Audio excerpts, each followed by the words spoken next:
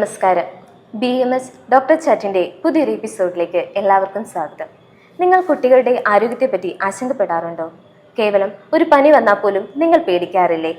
ഇന്ന് നമ്മുടെ കൂടെ തൊടുപുഴ ബേബി മെമ്മോറിയൽ ഹോസ്പിറ്റലിൻ്റെ പീഡിയാട്രിഷ്യനായ ഡോക്ടർ ശ്രുതി നമ്മോടൊപ്പമുണ്ട്.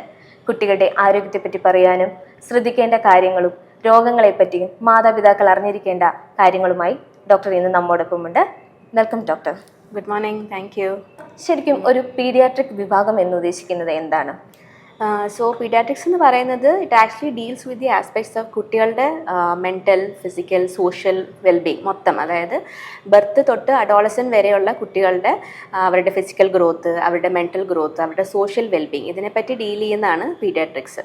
സോ പീഡിയാട്രിക്സ് എന്ന് പറയുമ്പോഴത്തേക്ക് നമ്മുടെ അഡൽട്സിനെ പോലല്ല, കുട്ടികളുടെ ഫിസിയോളജി ഡിഫറെൻ്റ് ആണ്. അപ്പോൾ കുട്ടികൾക്ക് വരുന്ന ചൈൽഡ് സ്പെസിഫിക് അസുഖങ്ങൾ ഉണ്ടാവും. അപ്പോൾ അതിനെപ്പറ്റി ഡീൽ ചെയ്യാനും പിന്നെ കുട്ടികളുടെ ഗ്രോത്ത് ആൻഡ് ഡെവലപ്മെൻറ്റും. സോ ബേസിക്കലി ഒരു പ്രൊട്ടക്റ്റിംഗ് ഫ്യൂച്ചർ അഡൾട്ട് ഹെൽത്ത്, അതാണ് പീഡിയാട്രിക്സ് കൊണ്ട് ഉദ്ദേശിക്കുന്നത്. Okay ma'am. അപ്പോൾ ഒരു എത്ര വയസ്സ് വരെയുള്ളവരാണ് നമ്മൾ പീഡിയാട്രിക് കാണിക്കുന്നത്? ബർത്ത് തൊട്ട് അഡോളസെൻ്റ്, അതായത് ഒരു 16 to 18 years വരെ നമുക്ക് കാണാം. ഓക്കെ. അപ്പോൾ കുട്ടികളുടെ സ്ഥിരമായി കണ്ടുവരുന്ന രോഗലക്ഷണങ്ങളൊന്ന് പറഞ്ഞു തരാമോ? നമുക്ക് മോസ്റ്റ് കോമൺ ആയിട്ട് കാണുന്നത് നമ്മുടെ കോമൺ കോൾഡ്, ഫ്ലൂ, അതായത് പനി, ചുമ, ജലദോഷം. പിന്നെ ഈ ഗ്യാസ്ട്രോ ഇൻറ്റസ്റ്റൈനൽ ആയിട്ടുള്ള നമ്മുടെ ഡയറിയ, ഛർദിൽ, അങ്ങനെയുള്ള അസുഖങ്ങൾ. പിന്നെ സ്കിൻ ഇൻഫെക്ഷൻസ്, നമ്മുടെ ഡയപ്പർ റാഷ്, എക്സീമ, പിന്നെ അതുപോലെ ആസ്മ, ന്യൂമോണിയ. ഏറ്റവും കൂടുതലായിട്ട് വേം ഇൻഫെസ്റ്റേഷൻ, സ്കൂളിൽ പോകുന്ന കുട്ടികൾക്ക് വേം ഇൻഫെസ്റ്റേഷൻസ് ഉണ്ടാവും. യൂറിനറി ഇൻഫെക്ഷൻസ്, അനീമിയ, ഇതൊക്കെയാണ് കൂടുതലായിട്ട് കണ്ടുവരുന്നത്. ഇപ്പം നമ്മുടെ കുട്ടികൾക്ക് ഇപ്പോൾ ഒരു കാലഘട്ടത്തിൽ പനി എപ്പോഴും വരുന്ന ഒരു അസുഖമാണല്ലോ. ഇപ്പം നമ്മളൊരു രോഗിനെയും കൊണ്ട്, ഒരു കുഞ്ഞാവനെയും കൊണ്ട് ഒരു അമ്മ വന്നു കഴിഞ്ഞാൽ നമ്മൾ ചോദിക്കുക, ഇന്നാണോ പനി വന്നതെന്ന് ചോദിക്കുമ്പോൾ അവർ പറയും ഇല്ല, ഇന്നലെ തൊട്ടേ പനിയാണ്. പക്ഷെ അവർ ഇന്നലെ കാണിച്ചിട്ടുണ്ടാവില്ല, ട്രീറ്റ്മെന്റ് എടുത്തിട്ടുണ്ടാവില്ല. അപ്പൊ ഏതൊരു സാഹചര്യത്തിലാണ് പനി വന്നാൽ ഡോക്ടറായിട്ട് ബന്ധപ്പെടേണ്ടത്? പനി എന്ന് പറയുമ്പോഴത്തേക്ക് ഇപ്പോൾ ലോ ഗ്രേഡ് ഫീവറാണ്, 99, 100 ആണെങ്കിൽ കുഴപ്പമില്ല, വീട്ടിൽ വെച്ച് നമുക്ക് പാരസെറ്റമോൾ കൊടുത്ത് മാനേജ് ചെയ്യും. പക്ഷേ ഹൈ ഗ്രേഡ് വരാൻ 101, 102 അങ്ങനെയൊക്കെ പോവുകയാണെങ്കിൽ എപ്പോഴും ഡോക്ടറിനെ, അത് 100ന് മുകളിൽ എപ്പോൾ പോയാലും പീഡിയാട്രിഷ്യനെ കാണിക്കുന്നത് തന്നെയാണ് നല്ലത്. എസ്പെഷ്യലി 6 മാസം തൊട്ട് 6 വയസ്സ് വരെയുള്ള കുട്ടികൾക്ക് ഈ പനി കൂടി ഫിറ്റ്സ് വരാനുള്ള ചാൻസ് കൂടുതൽ. അപ്പം അങ്ങനെയുള്ള കുട്ടികൾ എപ്പോഴും ഒന്ന് ഡോക്ടറിനെ കാണിക്കുന്നത് നല്ലതാണ്. പിന്നെ അതിൻ്റെ കൂട്ടത്തിൽ അസോസിയേറ്റഡ് ആയിട്ട് ചുമ, ജലദോഷം, ഈ വയറിളക്കം, ഛർദിൽ അങ്ങനെയുള്ള വരുമ്പോഴത്തേക്കും ഡീഹൈഡ്രേഷൻ ഒക്കെ വരും. അപ്പം അങ്ങനെയുള്ളപ്പോഴും ഡോക്ടറിനെ കാണിക്കുന്നത് തന്നെയാണ് സേഫ്. ഇപ്പൊ മാം പറഞ്ഞല്ലോ പാരസിറ്റമോൾ നമുക്ക് കൊടുക്കാമെന്ന്. പക്ഷെ എനിക്ക് തോന്നുന്നു എല്ലാവർക്കും അതിന്റെ ഒരു അളവ്, കുട്ടികളുടെ ഡോസേജും നമ്മുടെ അഡൽട്ടിന്റെ ഡോസേജും തമ്മിൽ നല്ല ഡിഫറൻസ് ആണ്. അപ്പൊ അത് എങ്ങനെയാണ്? അത് പീഡിയാട്രിഷ്യൻ തന്നെ ഡിസൈഡ് ചെയ്ത് ചെയ്യണം. നമ്മള് വീട്ടിലിരുന്ന് തന്നെ മെഡിക്കേറ്റ് ചെയ്യാണ്ട് ആദ്യമായിട്ട് കൊടുക്കുകയാണെങ്കിൽ എപ്പോഴും പീഡിയാട്രിഷ്യനെ കാണിക്കുന്നത് തന്നെയാണ് നല്ലത്. കാരണം ഡോസേജ് ബേബിയുടെ ഏജ്, വെയിറ്റ് അനുസരിച്ചിട്ട് ഡിഫറൻസ് ഉണ്ടാവും. പിന്നെ കൊടുക്കുന്ന ടൈമിങ്ങും ഓവർ ഡോസ് ആകാനും പാടില്ല, അണ്ടർ ഡോസ് ആകാനും പാടില്ല. ചിലരിപ്പോൾ നമ്മൾ 6 മണിക്കൂർ ഇടവിട്ട് കൊടുക്കാൻ പറഞ്ഞാൽ 2-3 ദിവസമൊക്കെ 6 മണിക്കൂർ ഇടവിട്ട് കൊടുക്കുക. അത് പിന്നെ കുട്ടിക്ക് ദോഷം ചെയ്യത്തേ ഉള്ളൂ. അപ്പോൾ കറക്റ്റ് പറയുന്ന എമൗണ്ട് കറക്റ്റ് പറയുന്ന ദിവസങ്ങളിൽ കൊടുക്കുക എപ്പോഴും. അപ്പോൾ ആൻറ്റിബയോട്ടിക്സ് കുട്ടികൾക്ക് കൊടുക്കുന്നത് കൊണ്ട് എന്തെങ്കിലും പ്രോബ്ലംസ്? എല്ലാ അസുഖങ്ങൾക്കും ആൻറ്റിബയോട്ടിക് വേണമെന്ന് നിർബന്ധമില്ല. കാരണം മോസ്റ്റ്ലി ഇറ്റ് വിൽ ബി വൈറലിന് ആൻറ്റിബയോട്ടിക് കൊടുത്തിട്ട് കാര്യമില്ല. ഡിസീസ് പിന്നെ അത് പ്രോഗ്രസ് ചെയ്യാനൊരു ടൈമും ഉണ്ട്. അതായത് ഇപ്പോൾ ഒരു വൈറൽ ഫീവർ ആണെങ്കിൽ it will take 7 days, 5 to 7 days ആണ് അതിൻ്റെ കോഴ്സ്. അപ്പോൾ അത് അതിൻ്റെതായ കോഴ്സിലങ്ങ് കുറയട്ടെ എന്നുള്ള ഇതാണ്. പക്ഷേ മിക്ക പേരൻസിനും പാനിക് ഉണ്ട്. അങ്ങനെയാണ് അവർ ആൻറ്റിബയോട്ടിക് ചോദിച്ച് വരുന്നത്. നമുക്ക് ആൻറ്റിബയോട്ടിക്സ് ചോദിച്ച് വരുന്ന ഒരുപാട് പേരൻസ് ഉണ്ട്. പക്ഷേ കഴിവതും ആൻറ്റിബയോട്ടിക്സ് അവോയ്ഡ് ചെയ്യാൻ നോക്കുക. ഡോക്ടർ പറയുന്ന ഇത് പ്രിസ്ക്രിപ്ഷൻ ഫോളോ ചെയ്യാൻ നോക്കുക. വൈറൽ ആണെങ്കിൽ വൈറൽ, അത് ടൈം എടുത്ത് അത് കുറയത്തുള്ളൂ. ഇപ്പം ഈ സ്കൂളിൽ പോകുന്ന കുട്ടികളിൽ സ്ഥിരമായിട്ട് കണ്ടുവരുന്ന രോഗങ്ങൾ ഏതൊക്കെയാണ്? സ്കൂളിൽ വരുന്ന കുട്ടികൾക്ക് ഏറ്റവും കൂടുതൽ ഡെന്റൽ കേരീസ് ഉണ്ടാവും. പല്ല് മിക്ക കുട്ടികളുടെയും കേടായിരിക്കും. പിന്നെ അതുപോലെ വേം ഇൻഫെസ്റ്റേഷൻസ് അതുണ്ടാവും. പിന്നെ പെൺകുട്ടികൾക്കാണ് ഹെഡ്ലൈറ്റ്സ് കോമൺ ആയിട്ട് കാണുന്നുണ്ട്. പിന്നെ നമ്മുടെ കോമൺ കോൾഡ്, ഫ്ലൂ, പനി, ചുമ, ജലദോഷം. റെക്കറൻ്റ് ആയിട്ട് ഇൻഫെക്ഷൻസും വരും. അതായത് ഒരു കുട്ടിക്ക് മാറി അടുത്ത കുട്ടി ഇങ്ങനെ വന്നുകൊണ്ടേയിരിക്കും. അപ്പോൾ എപ്പോഴും അവരൊന്ന് ചോദിക്കുക, എന്താ ഡോക്ടർ ഇത് മാറാത്തതെന്ന്. എല്ലാ മാസവും പനിയാണ്. അത് ഈ ഒരു സ്കൂൾ ഗോയിങ് ആയതുകൊണ്ട് വരുന്ന. അതുപോലെ തന്നെ ഡയറിയ, അതും കോമൺ ആയിട്ട് നമ്മൾ ഈ കൂളറിലെ വെള്ളമൊക്കെ കുട്ടികൾ കുടിച്ച് കഴിയുമ്പോഴത്തേക്കും ഡയറിയ പോലെ വരും. പിന്നെ സ്കിൻ ഇൻഫെക്ഷൻസ്, ഈ ചുണങ്ങൊക്കെ പറയില്ലേ, അതൊക്കെ കൂടുതലും ഈ ഏജ് ഗ്രൂപ്പിൽ കാണുന്ന. ഒരു കുഞ്ഞുണ്ടായ മുതൽ തന്നെ നമ്മളൊരു വാക്സിനേഷൻ സ്റ്റാർട്ട് ചെയ്യും, ഇമ്മ്യൂണൈസേഷൻ. ആ ഇമ്മ്യൂണൈസേഷൻ്റെ ഇമ്പോർട്ടൻസ് എന്താണ്? അത് എടുത്തില്ലെങ്കിൽ എന്താണ് സംഭവിക്കുക എന്നൊന്ന് പറയാമോ? ഇമ്മ്യൂണൈസേഷൻ എടുക്കാവോ എടുക്കാതിരിക്കുക എന്നൊരു ക്വസ്റ്റ്യനേ ഇല്ല. Every child has to be immunise. അതിൻ്റെ ഇമ്പോർട്ടൻസ് എന്ന് വെച്ചാൽ അത് കുട്ടിക്ക്, അതായത് ഇൻഡിവിജ്വൽ ചൈൽഡിന് മാത്രമല്ല, it also provides a herd immunity. അപ്പോൾ ഒരു കുട്ടിക്ക് നമ്മൾ ബേസിക്കലി പ്രിവെൻറ്റബിൾ ഡിസീസ് പ്രിവെൻറ്റ് ചെയ്യാനാണ് നോക്കുന്നത്. മീസൽസ്, മംസ്, പോളിയോ ഒക്കെ ഇറാഡിക്കേറ്റ് ആവാൻ കാര്യം എല്ലാവരെയും നമ്മൾ മാസ് വാക്സിനേഷൻ ചെയ്ത് അത് ഒരു ഹേർഡ് ഇമ്മ്യൂണിറ്റി പ്രൊവൈഡ് ചെയ്തിട്ടുണ്ട്. അതുകൊണ്ടാണ് നമുക്ക് ഇപ്പം അങ്ങനത്തെ അസുഖങ്ങൾ കാണാതിരിക്കുന്നത്. അപ്പോൾ ഒരു കുട്ടി എടുക്കാണ്ടിരുന്ന അത് കമ്മ്യൂണിറ്റീനെ എഫക്റ്റ് ചെയ്യും. So it's of utmost importance that every child has to get immunised. Okay, അപ്പോൾ എടുത്തില്ലെങ്കിൽ ഇതാണ് ഇങ്ങനത്തെ നമ്മുടെ ഈ മംസ് വീണ്ടും വരാൻ തുടങ്ങിയിട്ടുണ്ട്. കാരണം ഇടയ്ക്ക് നമ്മുടെ ഷെഡ്യൂൾ ഒന്ന് മാറി, മീസൽസ്, റുബെല്ല മാത്രം. ഇപ്പം മംസ് ഇപ്പോൾ വീണ്ടും പുറത്ത് വരാൻ തുടങ്ങി, കുട്ടികൾക്ക് വീണ്ടും മംസ് വരിക. അപ്പോൾ ഒരാൾക്ക് കിട്ടിയ അടുത്ത ആൾക്ക് അതിങ്ങനെ പടർന്നുകൊണ്ടിരിക്കുക. അങ്ങനെ എല്ലാ അസുഖങ്ങളും സ്പ്രെഡ് ആവും, അത് പിന്നെ ഒരു എപ്പിഡമിക് ആയിട്ട് മാറും. അപ്പോൾ അത് പ്രിവെന്റ് ചെയ്യാൻ വേണ്ടിയിട്ടാണ് വാക്സിൻ എടുക്കുന്നത്. ഓക്കെ മാം, ഇപ്പം നമ്മൾ ഇമ്മ്യൂണൈസേഷൻ എടുക്കാതെ തന്നെ അല്ലാതെ തന്നെ നമുക്ക് പ്രതിരോധ ശേഷി വർദ്ധിപ്പിക്കാനായിട്ട് എന്തൊക്കെ ചെയ്യാൻ പറ്റും? അതിന് മെയിനായിട്ടും ചെയ്യേണ്ട കാര്യങ്ങൾ ഫസ്റ്റ് കംപ്ലീറ്റ് ആയിട്ട് വാക്സിനേഷൻ അത് ചെയ്യുക. പിന്നെ നമ്മുടെ അഡ്വക്കേറ്റ് എക്സസൈസ്, അതായത് ഒരു കുട്ടിക്ക് ഒരു 30 minutes to 1 hour 60 minutes വരെ എക്സസൈസ് മസ്റ്റ് വേണം. ഇപ്പോൾ കൂടുതൽ സെഡൻറ്ററി ലൈഫ് സ്റ്റൈൽ ആണല്ലോ, അപ്പോൾ എല്ലാ കുട്ടിക്കും എക്സസൈസ് ഡെയിലി വേണം. പിന്നെ അഡ്വക്കേറ്റ് ആയിട്ടുള്ള സ്ലീപ്പ്, അത് സ്ലീപ്പ് പാറ്റേൺ പ്രോപ്പർ ആയിരിക്കണം. That helps in their brain growth and in general ഗ്രോത്തിന് ഹെൽപ്പ് ചെയ്യും. ഒരു റുട്ടീൻ ഉണ്ടാക്കി കൊടുക്കുക, ഒരു 10 o'clock അല്ലെങ്കിൽ 9 o'clock ഉറങ്ങുന്ന രീതിയിൽ ഒരു റുട്ടീൻ. പിന്നെ ഹൈഡ്രേഷൻ, അതുപോലെ തന്നെ good hygiene practices, hand wash, private parts wash ചെയ്യുന്നത്, ഹൈജീൻ പ്രോപ്പറായിട്ട് നോക്കണം. പിന്നെ റെഗുലർ ആയിട്ടുള്ള ഹെൽത്ത് ചെക്കപ്സും. ഓക്കെ, അപ്പോൾ കുട്ടികൾക്ക് റെഗുലർ ഹെൽത്ത് ചെക്കപ്പ് അത്യാവശ്യമാണെന്നാണ് മാം പറയുന്നത്? അതെ ഡെഫിനറ്റ്ലി. അതായത് എത്ര പീരീഡിൽ ഹെൽത്ത് ചെക്കപ്പിന്റെ കാര്യം നമ്മൾ ഉദ്ദേശിക്കുന്നത് എന്താ വെച്ചാൽ നമ്മൾ കുട്ടിയുടെ ഗ്രോത്തും ഡെവലപ്മെന്റ്, അതായത് ഫിസിക്കൽ ഗ്രോത്ത്, മെന്റൽ ഗ്രോത്ത് രണ്ടും നമ്മൾ കമ്പയർ ചെയ്ത് നോക്കും. നമുക്ക് യൂഷ്വലി ഗ്രോത്ത് ചാർട്ട്സ് ഉണ്ട്. പിന്നെ അതുപോലെ ഈ ഗ്രോത്ത് ചാർട്ട്സിൽ നമ്മൾ ഗ്രോത്ത് കർവ് നോക്കും. അതായത് ബാക്കിയുള്ള കുട്ടികളെ കമ്പയർ ചെയ്ത് നമ്മുടെ കുട്ടി കറക്റ്റ് ആയിട്ടാണോ പോകുന്നത്, അതോ അണ്ടറിലാണോ, അതോ ഓവറായിട്ടാണോ പോകുന്നത് എന്നുള്ളത് അത് നോക്കാൻ വേണ്ടിയിട്ടും. പിന്നെ അതുപോലെ തന്നെ കുറച്ച് ഡെവലപ്മെന്റ് സ്കെയിൽസ് ഉണ്ട്. അതായത് ഇന്ന ഏജിൽ മൈൽ സ്റ്റോൺസ് അച്ചീവ് ചെയ്ത്, അത് 2 വയസ്സിൽ സംസാരിക്കുന്നുണ്ടോ, 3 വയസ്സിൽ കഥകൾ പറയുന്നുണ്ടോ, അങ്ങനെയുള്ള കാര്യങ്ങളൊക്കെ നമ്മൾ നോക്കാൻ വേണ്ടിയിട്ട് സ്കെയിൽസും ഗ്രോത്ത് ചാർട്ട്സും ഉണ്ട്.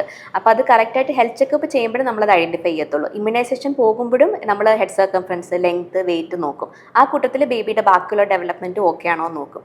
അപ്പോൾ അത് കറക്റ്റായിട്ട് ഫോളോ ചെയ്ത് പോവുകയാണെങ്കിൽ നമുക്കറിയാം. അപ്പോൾ എവിടെയെങ്കിലും എന്തെങ്കിലും നമ്മൾ മിസ് ചെയ്യുന്നുണ്ടെങ്കിൽ നമുക്ക് ഏർലി, അതായത് ഈ ഓട്ടിസം പോലത്തെ അസുഖങ്ങൾക്ക് നമുക്ക് ഏർലി ഐഡൻറ്റിഫൈ ചെയ്യാൻ പറ്റും. അപ്പം അങ്ങനെയുള്ള കാര്യങ്ങൾക്ക് വേണ്ടിയാണ് ഈ ഹെൽത്ത് ചെക്കപ്പ് മസ്റ്റ് പറയുന്നത്. ഓക്കെ മാം, ഇപ്പൊ നമ്മുടെ കുട്ടികൾ കണ്ടുവരുന്ന ഒരു ഇതാണ് അമിതവണ്ണവും പോഷകക്കുറവും. അപ്പൊ ഇതിന് വേണ്ടി നമ്മൾ എന്താ പറയാനുള്ളത്? അത് കുട്ടികൾക്ക് ആരോഗ്യ പ്രശ്നം കൂടുതൽ ഉണ്ടാക്കുകയാണോ? ഡെഫിനറ്റ്ലി ഉണ്ട്. പണ്ടൊക്കെ അമിതവണ്ണം നമ്മുടെ നാട്ടിൽ കുറവായിരുന്നു. അതായത് ഗൾഫ് കിഡ്സ് അല്ലെങ്കിൽ പുറത്തുനിന്ന് വരുന്ന കിഡ്സിനായിരുന്നു കൂടുതലുണ്ടായിരുന്നു. ഇപ്പോൾ പക്ഷേ പോസ്റ്റ് കോവിഡ് എസ്പെഷ്യലി ഒബേസിറ്റി നല്ലോണം കൂടുതലുണ്ട്. സോ ഇതിനും ഈ പറഞ്ഞ 2 ഫാക്ടേഴ്സാണ്. ഫിസിക്കൽ ഇമ്പാക്റ്റും ഉണ്ട്, മെന്റൽ ഇമ്പാക്റ്റും ഉണ്ട്. ഫിസിക്കലി പറ്റുന്ന എന്താണെന്ന് വെച്ചാൽ കുട്ടികൾക്ക് പുവർ എക്സസൈസ് ടോളറൻസ് ഉണ്ടാകും. ചെറുതായിട്ടൊന്ന് സ്റ്റെപ്പ് കയറി കഴിയുമ്പോൾ ശ്വാസം മുട്ടലുണ്ടാവും. പിന്നെ ആസ്മ, അലർജിക് അസുഖങ്ങൾ കൂടുതലായിരിക്കും. സ്കിൻ ഡിസീസസ് കോമൺ ആയിട്ട് കാണും. പിന്നെ ഏർലി ഓൺസെറ്റ്, അതായത് പ്യൂബർട്ടി, അതായത് പെട്ടെന്ന് അവർ മെച്യൂർ ആകും. ഏർലി ഓൺസെറ്റ് ഡയബറ്റിസ്, BP, ഫ്യൂച്ചറിലേക്ക് അഡൾട്ടിലോട്ട് ചെല്ലുമ്പോൾ അതൊക്കെ പെട്ടെന്ന് വരാനുള്ള ചാൻസസ് കൂടുതലാണ്. അതുപോലെ അവരുടെ മെന്റൽ നോക്കുമ്പോഴത്തേക്കും ലോ സെൽഫ് എസ്റ്റീം ആയിരിക്കും. എസ്പെഷ്യലി അഡോളസെന്റ് കിഡ്സിന് ഭയങ്കരമായിട്ട് അവർ ലോ സെൽഫ് എസ്റ്റീം ഉണ്ടാകും, ആക്സൈറ്റി ഉണ്ടാകും, ഡിപ്രഷൻ ഉണ്ടാകും, പിന്നെ ബുള്ളിങ് ഉണ്ടാവും. അങ്ങനെയുള്ള കാര്യങ്ങൾ എപ്പോഴും ഒബേസിറ്റിക്ക് ഒരു പ്രശ്നമാണ്. അതുപോലെ തന്നെ മാൽന്യൂട്രീഷൻ, അത് പോഷകം കുറവ് വരുന്ന മാൽന്യൂട്രീഷന് ഇതുപോലെ ഫിസിക്കൽ ആൻഡ് മെന്റൽ ഉണ്ട്. ഫിസിക്കൽ എന്ന് പറയുമ്പോഴത്തേക്കും അവരുടെ ഗ്രോത്ത്, ഹൈറ്റ്, വെയിറ്റ് കറക്റ്റായിട്ട് ഉണ്ടാവില്ല. എപ്പോഴും ഇൻഫെക്ഷൻസ് ആയിരിക്കും. റെക്കറൻ്റായിട്ട് പനി, ചുമ വരും, അനീമിയ, ന്യൂട്രീഷണൽ ഡെഫിഷ്യൻസീസ് ഉണ്ടാവും. മെന്റലി അവർക്ക് ഡിലേഡ് ഡെവലപ്മെന്റ് ആയിരിക്കും. അതായത് സ്കൂളിലൊക്കെ പോകുമ്പോഴത്തേക്കും ബാക്കിയുള്ള കുട്ടികളെ വെച്ച് കമ്പയർ ചെയ്യുമ്പോൾ പെർഫോമൻസ് നല്ലതായിരിക്കത്തില്ല. ഡിലേഡ് അവരുടെ growth and development basically effect ആവും. സോ അതുകൊണ്ട് ഒബേസിറ്റിയും പാടില്ല, മാൽന്യൂട്രീഷനും പാടില്ല. ഒരു ഒപ്റ്റിമൽ ലെവലിൽ പോകണം.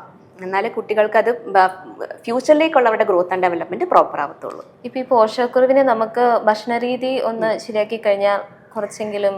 അതെ, മോസ്റ്റ്ലി കുറെ നമ്മുടെ ഈ, അതായത് ഇപ്പോഴത്തെ ട്രെൻഡ് കണ്ടുവരുന്നത് വീട്ടിലെ ഫുഡ് കൂടുതലും കാണും നമ്മൾ ഔട്ട്സൈഡ് ഫുഡാണ് കൂടുതലും പ്രിഫർ ചെയ്യുന്നത്. അപ്പോൾ അതിൽ ഈ പറഞ്ഞ പോലെ junk food, sugary items, carbonated drinks അതെല്ലാം കൂടുതൽ, അതൊക്കെ കുട്ടികൾക്ക് ഒന്നുകൂടെ ഇഷ്ടമാണ്. കാരണം വെച്ചാൽ എക്സ്ട്രാ ഷുഗർ അതിനകത്തുണ്ട്. അപ്പം അത് കാരണം അത് കൂടുതൽ. അപ്പോൾ നമ്മൾ എപ്പോഴും ഒരു ബാലൻസ്ഡ് ഡയറ്റ് കുട്ടികൾക്ക് പ്രിഫർ ചെയ്ത് കൊടുക്കുക. അതായത് ബാലൻസ്ഡ് ഡയറ്റ് എന്ന് പറയുമ്പോഴത്തേക്കും ഇപ്പോൾ ഒരു സപ്പോസ് ഒരു പ്ലേറ്റിൻ്റെ ഇത് എടുക്കുവാണെങ്കിൽ അതിൽ half plate you should have your fruits and vegetables, 1/4 plate 1/4 should be your carbohydrate, ചോറോ സീരിയൽ ഐറ്റംസ് എന്തെങ്കിലും, 1/4 ഷുഡ് ബി പ്രോട്ടീൻ. പ്രോട്ടീൻ എന്ന് പറയുമ്പോഴത്തേക്ക് chicken, meat, fish, milk, curd. ഇതാണ് നമ്മുടെ ബാലൻസ്ഡ് ഡയറ്റ് എന്ന് പറയുന്നത്. ആ ഒരു രീതിയിൽ, അതായത് എനർജി ബിൽഡിംഗ് ഫുഡ്സ് ഉണ്ടോ, അത് നമ്മുടെ ചോറും അതൊക്കെയാണ് എനർജി തരുന്നത്. പ്രോട്ടീൻ ബിൽഡിംഗ് ഫുഡ് ഉണ്ട്, മസിൽ ഗ്രോത്തും അതിനുള്ളത് നമ്മുടെ ചിക്കൻ, മീറ്റ്, ഫിഷ്, അതൊക്കെ, എഗ്ഗ്, പാല്.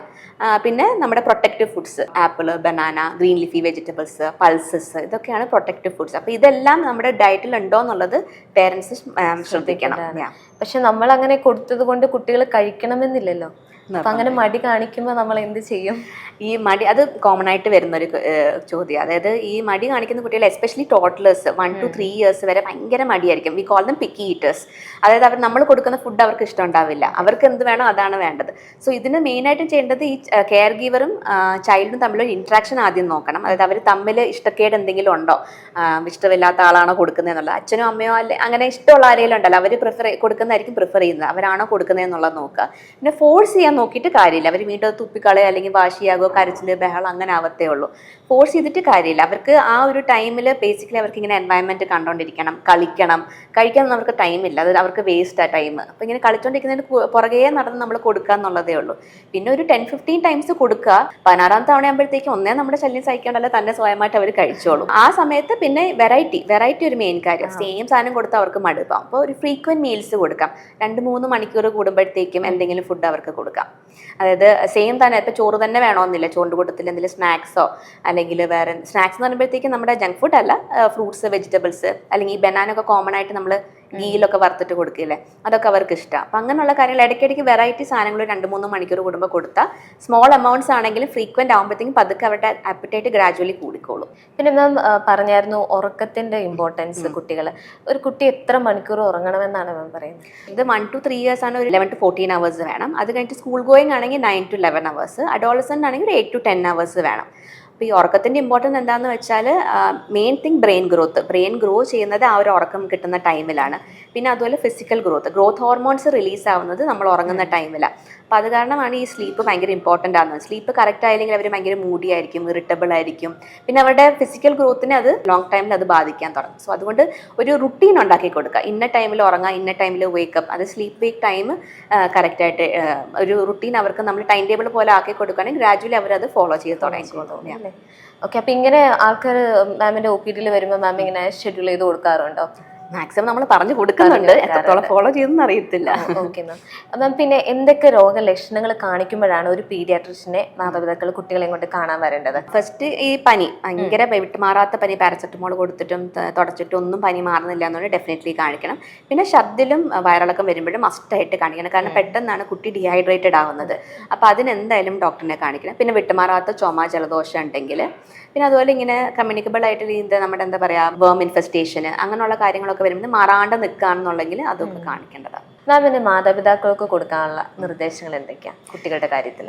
ഓക്കെ, മാതാപിതാക്കളുടെ മെയിനായിട്ടും അവർ ഈ പറഞ്ഞ പോലെ കുട്ടികളുടെ ഗ്രോത്ത് ആൻഡ് ഡെവലപ്മെൻറ്റ്, നമ്മളെപ്പോഴും ഫോക്കസ് ചെയ്യുന്നത് ഗ്രോത്ത് ആൻഡ് ഡെവലപ്മെൻറ്റാണ്. ഗ്രോത്ത് എന്ന് പറയുമ്പോഴത്തേക്കും ഫിസിക്കൽ ഗ്രോത്ത് ഉണ്ട്, മെൻ്റൽ ഗ്രോത്തും ഉണ്ട്. അപ്പോൾ കുട്ടി ഹൈറ്റ് വെക്കുന്നുണ്ടോ, വെയിറ്റ് വെക്കുന്നുണ്ടോ, കിട്ടുന്ന ഫുഡ്, ന്യൂട്രീഷണലായിട്ടുള്ള ഫുഡ് കിട്ടുന്നുണ്ടോ, പിന്നെ അതുപോലെ അവരുടെ ബിഹേവിയറൽ ബാക്കിയുള്ള കുട്ടികളായിട്ട് കൂടുന്നുണ്ടോ, കളിക്കുന്നുണ്ടോ, ഇൻട്രാക്ട് ചെയ്യുന്നുണ്ടോ, പിന്നെ സംസാരിക്കുന്നുണ്ടോ, അങ്ങനെ എല്ലാ മൈൽ സ്റ്റോൺസ് എപ്പോഴും നമ്മൾ നോക്കണം.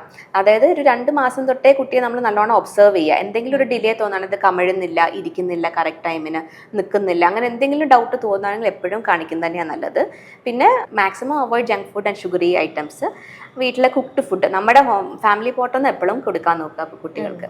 പിന്നെ എന്തെങ്കിലും ഉണ്ടെങ്കിൽ, അതായത് ഡൗട്ട്സ് തോന്നുവാണെങ്കിൽ എപ്പോഴും ഒരു പീഡിയാട്രിഷ്യനെ കാണിക്കുന്നത് തന്നെയാണ് നല്ലത്. ചെറിയ ഡൗട്ട്സ് ആണെങ്കിലും സാരമില്ല, ഒരു ഹൈറ്റോ വെയിറ്റോ അല്ലെങ്കിൽ ഫുഡിൻ്റെ കാര്യത്തിലൊക്കെ ആണെങ്കിലും എപ്പോഴും ഒന്ന് ഒരു അഭിപ്രായം എടുത്ത് വെക്കുകയാണെങ്കിൽ വെൽ ആൻഡ് ഗുഡ്. അവന് കൂടുതൽ എന്തെങ്കിലും പറയാനുണ്ടോ? കൂടുതൽ ഫോക്കസ് ചെയ്യേണ്ട കാര്യങ്ങൾ കുട്ടികളിൽ? ഫോക്കസ് ഇപ്പോഴത്തെ കാലത്ത് ന്യൂട്രീഷനാണ് മെയിനായിട്ടും. കാരണം ഈ നമുക്ക് ന്യൂട്രീഷൻ സ്ക്രീൻ ടൈം, അതുപോലെ തന്നെ സ്ക്രീൻ ടൈം ഭയങ്കരമായിട്ട് കൂടുന്നുണ്ട്. അപ്പോൾ ഈ എന്താ പറയുക, കുട്ടികൾ സ്ക്രീൻ കണ്ടിട്ട് ഒരു മൊബൈൽ കണ്ടിട്ട് അവരുടെ മൈൽ സ്റ്റോൺസ് അച്ചീവ് ചെയ്യുന്നത് അത് പ്രോപ്പർ അല്ല. അവർ എൻവയൺമെന്റൽ സ്റ്റിമുലേഷൻ കണ്ടിട്ട് അച്ചീവ് ചെയ്യുന്നതാണ് പ്രോപ്പർ ആയിട്ടുള്ള അവരുടെ ഗ്രോത്തിന്, മെന്റൽ ഗ്രോത്തിന് അത് ഹെൽപ്പ് ചെയ്യുന്നത്. അപ്പോൾ സ്ക്രീൻ ടൈം മാക്സിമം റെഡ്യൂസ് ചെയ്യുക. Less than 2 years absolutely no screen time ആണ്. ബാക്കിയുള്ള അബൌട്ട് 2 years 1 hour വെച്ചിട്ട് സ്ക്രീൻ ടൈം റെഡ്യൂസ് ചെയ്യുക. സ്ക്രീൻ ടൈം എന്ന് പറയുമ്പോൾ TV, ലാപ്ടോപ്പ്, മൊബൈൽ എല്ലാം കൂടി ഇൻക്ലൂഡഡ് ആണ് സ്ക്രീൻ ടൈം. അപ്പോൾ അത് മാക്സിമം നോക്കുക, എത്രയും അവോയ്ഡ് ചെയ്യാൻ നോക്കുക. പിന്നെ ജങ്ക് ഫുഡ് അത് തന്നെ എന്നും കംപ്ലീറ്റ്ലി അവോയ്ഡ് ചെയ്യേണ്ട, എല്ലാം കൊടുക്കാം, പക്ഷെ അതൊരു വീക്ക്ലി വൺസോ അല്ലെങ്കിൽ എമൗണ്ട് പോർഷൻ നമ്മൾ എപ്പോഴും കൺട്രോൾ ചെയ്യുക. ഡെയിലി ഉള്ള വെളിയിൽ നിന്ന് ഫുഡ് കഴിക്കുന്നതൊക്കെ കഴിവതും അവോയ്ഡ് ചെയ്യാൻ പറ്റുവാണെങ്കിൽ വെൽ ആൻഡ് ഗുഡ്.